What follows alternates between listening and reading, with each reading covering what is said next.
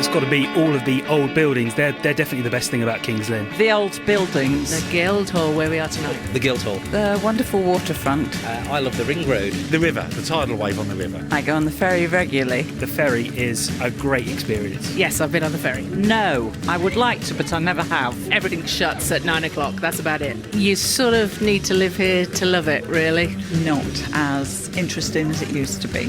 It's lovely. Mark Steele's in town.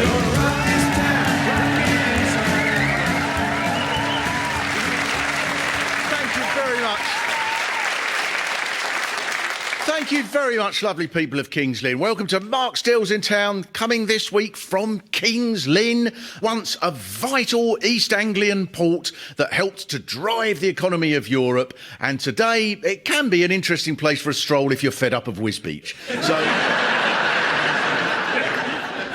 There are all these old cobbled bits of the town by the river, lined by striking merchants' buildings with slightly skew-if wooden beams, boards placed every few yards telling you the history of the street that at the bottom say, please don't look round the corner. A unique and fascinating combination here of grand history and modern disappointment.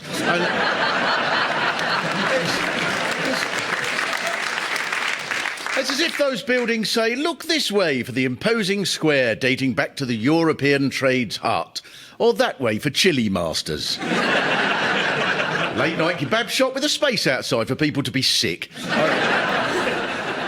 It's a town with historic links to Europe that owes its existence to Europe and trade with Europe, so I'm sure that everyone here must love Europe. But... as you must be very upset by events there, we won't mention that again. In any case, it's attractive for other reasons here, Kings Lynn. For example, anyone who cherishes peace and tranquility would love it here. The only noise coming from geese on the river, or your own breath, or the RAF flying at 8,000 miles an hour, 80 foot above your head, practising for bombing Afghanistan. And here's an indication of how pleasant it is here. Someone sent me this article from the Lynn News with a headline, Letter Not Genuine. It said, we are sorry to report that a letter published in good faith in last Friday's Lynn News under the headline, Kings Lynn is a delight, is fictitious.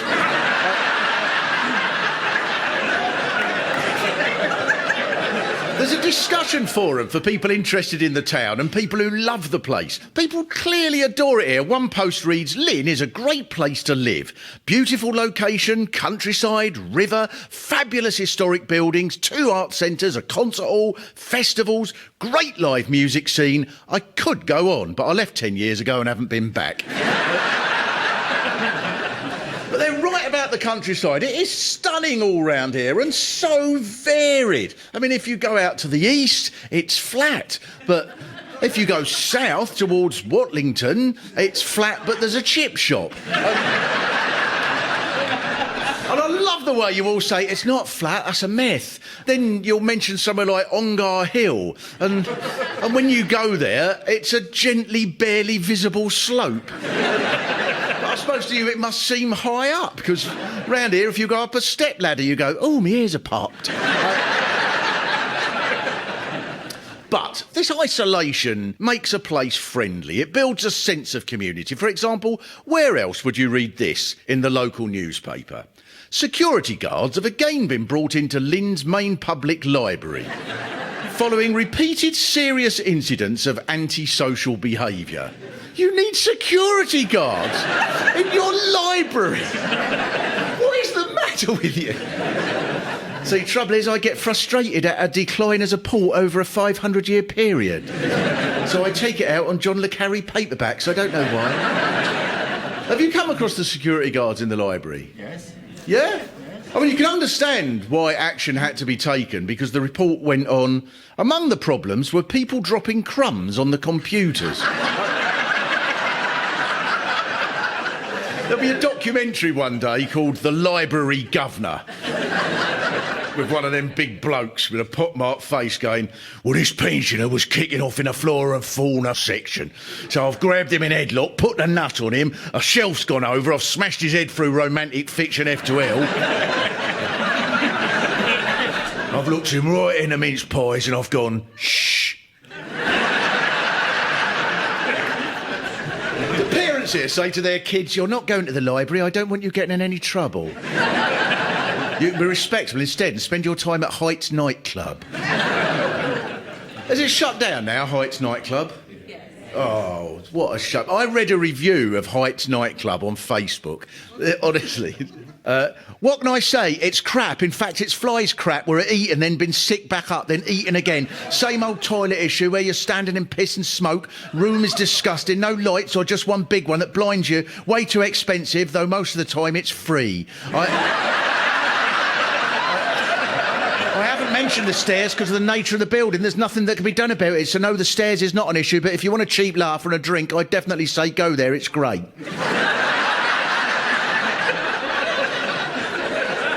If I was in charge of the tourist board here, the attraction I'd boast about most is the ferry across the river. It's magnificent in every way. To start with, it goes from the town across to a piece of ground called West Lynn, which is so much more enjoyable than these ferries that go to places where there are things. I'll be honest with you, I'm sick of functional ferries that go to places like France and Sicily. It's so much more fun to go to an indefinable expanse of mud. And the ferry itself is an object of nautical beauty, like a shiny paddle steamer going up the Mississippi. The first time I went on it, when I come a couple of years ago, I walked across a plank and climbed in it. And then the ferrymaster had to get in the mud and push the ferry into the water. And it might have been easier to just make the plank a bit longer and then I could have walked across to the other side. You should have an airport next where passengers climb in a dog basket and get carried to Swaffham. There are tourists who go there expecting to take their car across it, unaware it'd be much easier to put the ferry on the car. And there should be a safety announcement where the bloke goes, in the event of an emergency, passengers will hear 4 short blasts that I will make myself. Then you'll all have to get out and walk. Well, it'll probably be quicker than the ferry, to be honest. It's brilliant, and it suits you because you don't want tourists. You don't want too many tourists up here. They'll spoil it. The place will end up like Burnham. You don't want that.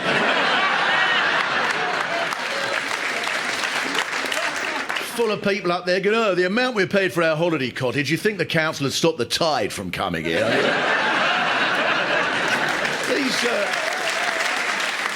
These people don't appreciate your King's Lynn landmarks like you do. One of your finest attractions here is the Hardwick traffic roundabout. Because... so you can all shout out, what lives on the Hardwick traffic roundabout? Rabbits! Oh, just brilliant. Rabbits. And it makes it dangerous, that roundabout, because you're driving round there looking for rabbits. Oh, I'll tell you what, I was driving around there, I went up the verge and wrote the car off, but don't matter because I saw one. The roundabout was described by a Mr. Chris Shaw, who wrote to me on Twitter, there's a huge collection of rabbits on that roundabout, unable to escape. Inbreeding, forming horrible mutations. They certainly don't fit into Norfolk.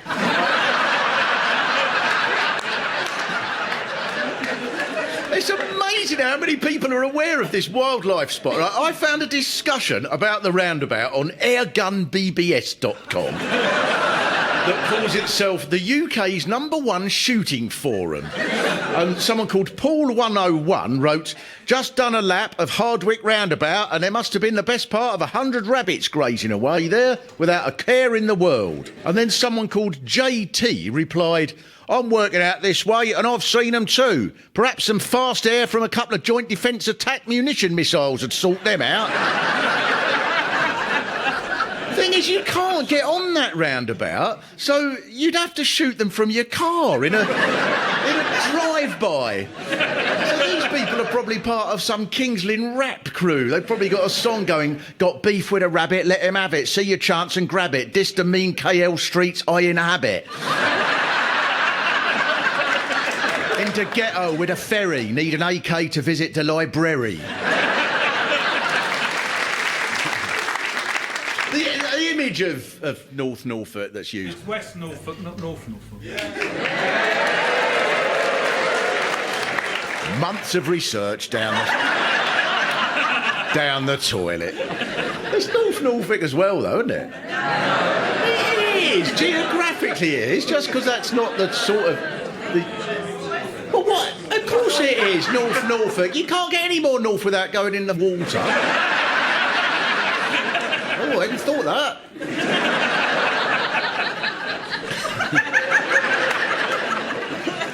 We've been looking at the map upside down, Mark, you're right. That's why every year we go on holiday, we think we'll go somewhere warm, we go to Finland. We can't understand it.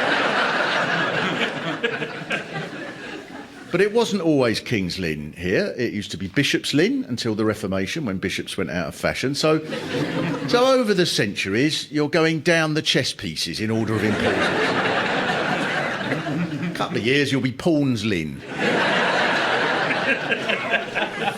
But far from being a backwater King's Lynn, this area sets national records. One of the first things I was told when I got here was someone saying proudly, the village of Emneth was the last place in Britain to be connected to the national grid.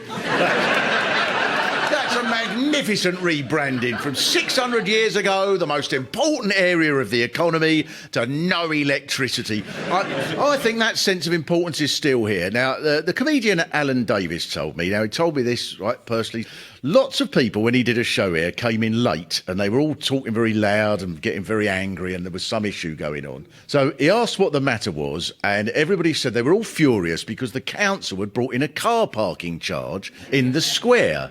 And he said, well, you're right to be angry then. I'm with you. He said, how much is it? And they said, £1. See, that doesn't come from nowhere. That's a place that has enough community spirit to be prepared to ruin everyone's evening for £1. And you're determined to retain the old status here. For example, you've got an area called Saturday Marketplace and another one called Tuesday Marketplace, even though neither has a market on... Not on Tuesdays, Saturdays or any other day, and hasn't since 1352. And you got about back then, King's Lynn, flitting between here and Europe. The history of King's Lynn tells us the first merchants of Lynn had Scandinavian names, common enough to suggest strong immigration around the year 1200. So you're descended from Swedes. This must be one of the reasons everyone round here loves immigration so much. I mean, just imagine anyone round here being against immigration in any way. It would just be ridiculous, wouldn't it? The Swedish connection may also be the reason one of the surviving accounts of the construction of the port says, to construct harbour, place jetty rod B on sliding schooner nodule D14. What, Pete, there is no bastard jetty rod B in the pack!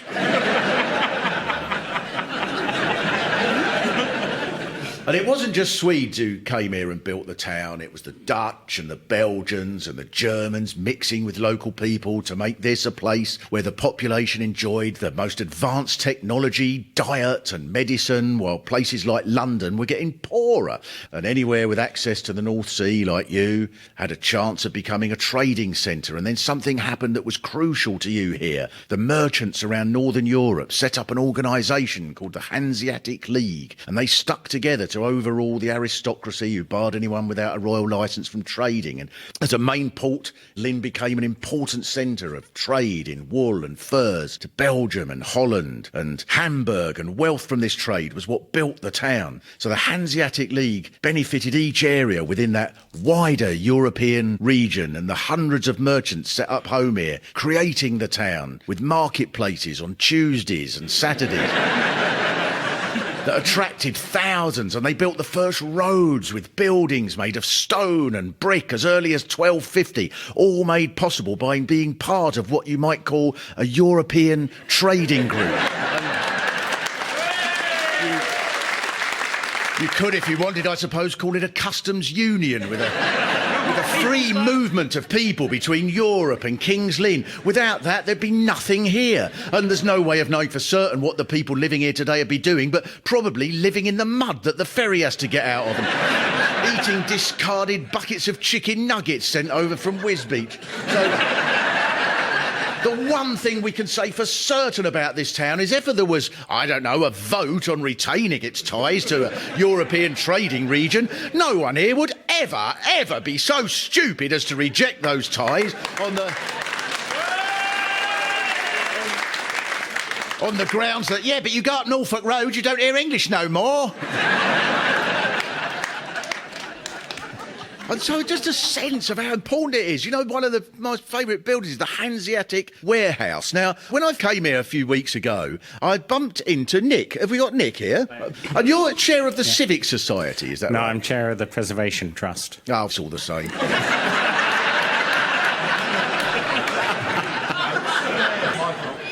The Preservation Trust. Yeah. And so that's hard work, is it? Because there's lots of stuff to preserve here. Yeah, the streets along the riverfront are recognised as one of the best townscape in the country. What's your absolute favourite then, would you say?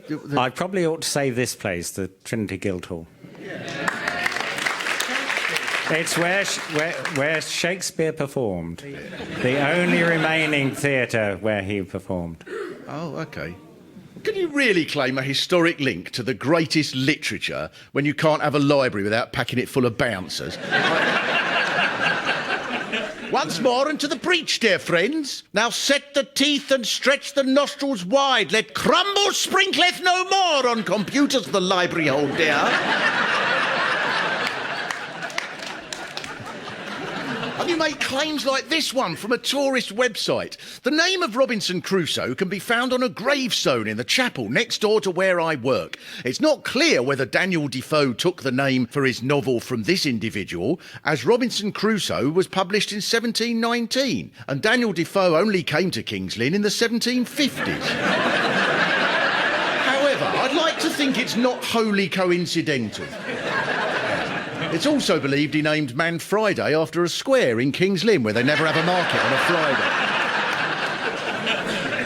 But who does come from here? Roger Taylor, the drummer out of Queen. Which is why Another One Bites the Dust is about rabbits shot on the Hardwick roundabout. We Are the Champions is about the King's Lynn Speedway team in 2006. And I Want to Break Free is about someone trying to get past the security guards at the library. But whereas most of the world has got more hectic, King's Lynn has gone in the other direction. I walked round the town just after 6 when it was dark in the midweek and it was empty. Where do you all go? But even Heights nightclub started at 5 and shut at 5:45. No wonder it's shut down, Heights. Who ever thought of calling a place Heights in an area where nothing has any height? But here's what amazed me about this town. The river, the centrepiece of your town, not only flows at a magnificent pace, it has a tidal wave. I'm going to introduce Kevin here, Kevin Holiday. I know many of you will know. So Kevin invited me round his house and he said there's a tidal wave. And I've got to be honest, King's Lynn, I was slightly sceptical. I got an immense amount of pleasure watching your chin drop to the floor as a tidal wave come down the river. Yeah. And you can sort of predict it to the minute, can't you? And then it just comes down this little river. It's not a little river, it's the 3rd largest river in the country, if you don't mind. It's the river. Well, it is, yes, in the same way that this isn't North Norfolk. But so there is a tidal wave. There is. So why does that happen? OK, the wash itself is like a big funnel and the moon has got like this gravity thing attached to it and it drags the water up the rivers. Well, the river channel narrows and there's a lot of resistance from the sides of the river and the water just goes over on itself and you get a tidal wave. Fantastic. Do you know what? That's brilliant. It's like listening to Brian Cox. Marvellous thing about light is it stops you bumping into things. There's a group of people that sort of take advantage of this for their own activities. Well, yeah, they're sort of secret. Oh. They got a secret group on Facebook, haven't they? Oh, have they? They turn up out of the mist at about 5:30 in the morning, September and March, and they turn up at my house. I think you're going to have to say what it is now, because you're in much worse trouble. These people are wild swimmers, and they Yeah. usually swim around the fens, anywhere between St Neots and Bedford, all around there, in any moving water. Yeah. But this water moves at about 10 knots. So they all jump in the river at the back of my house, and they float down to Stowbridge, don't they? It takes 42 minutes.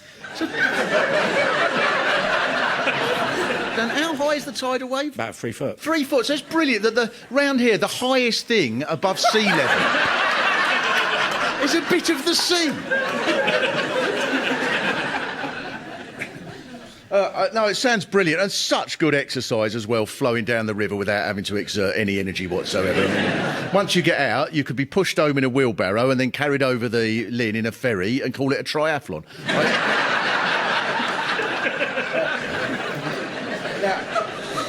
There is another major tourist attraction here, because this area isn't just any part of West Norfolk. It's royal round here. Her Majesty, no less, has a country residence just outside King's Lynn in Sandringham, which is well deserved, because when you're cooped up in London all week in a pokey flat, you need a bit of space so you can hear.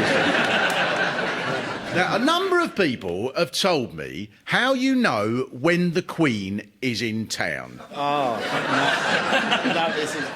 Yeah, go on. When we first moved up here, we were told by the neighbours that we'll have a power cut. The day before the Queen arrives, they strike up the generators at the Sandringham estate, and they steal our electricity from the fens.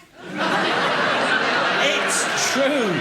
Every single year we have a one-day power cut the day before the Queen arrives. It's true. Of course it is. When the Queen comes to Sandringham, she uses up so much electricity, the whole of the area has a power cut, because we all know the Queen has recently taken up industrial welding. Poor bloody Enmouth, they must go, oh, blimey, we've only just got lights. They're all gone out. Given you sell solar panels, you've probably been over there. Yes, what is it? You want any solar panels, love? You're obviously using up quite a bit of juice.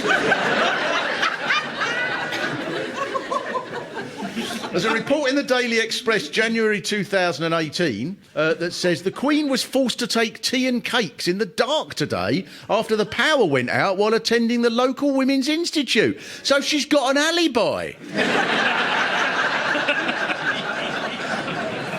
Now, this is the history of Sandringham in a book called Sandringham Days. Now, in the 1860s, the Prince of Wales became obsessed with time. Do you know this story? Right, this is brilliant. And he hated the mornings being dark. So, I quote, he created Sandringham time. The time was officially half an hour ahead of the rest of the country. So the clocks were all changed to Sandringham time. And the book says guests would leave the hall at 2:30 to catch the 2:15 from Wolverton. If anyone from King's Lynn worked as a servant there, they'd have said, it's brilliant here, I get to stay up till 6:30. You can visit Sandringham for £17.50, and there's a sort of garden centre, and I asked the woman working there where the house was. This was yesterday, right? And she said, it's shut. And she said, and you can't see it from the road either. You wouldn't even see it if you climbed up a ladder, which I wouldn't advise. At first, I thought she meant because Prince Philip will go, there's one. Then I realised she meant you don't want to go up a ladder or your ears will pop. But you've got other attractions, King's Lynn, like the Crown and Mitre pub. Known across the town, a delightful pub overlooking the river with a unique landlord. Are you all... Everyone familiar with the landlord? One woman told me, and I'll have to keep her identity secret, she said, he was all right until I asked for ice and then he went mental. Roger, the wonderfully grumpy landlord, but you love him, don't you? It's marvellous, King's Lynn, that not only are the people who front the town grumpy, but you love them for it. The image of dawdling East Anglia isn't fair at all, of course. You're full of innovation. One headline in the Mail on Sunday said, a Norfolk warehouse the size of 23 football pitches is growing medical cannabis just south of Kings Lynn, where residents have complained the strange and pungent smell is wafting across the fens. See, here's your answer for really why the electrics go out. You've got 23 football pitches of dope lights. And you're going, kettle don't work, that'll be the Queen.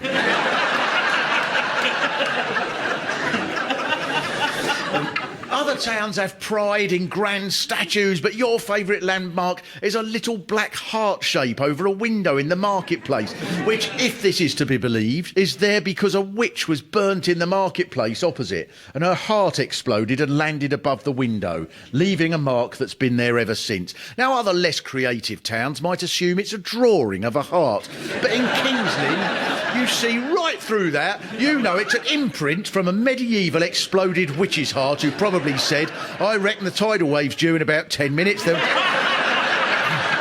when it happened, they went, she's a witch!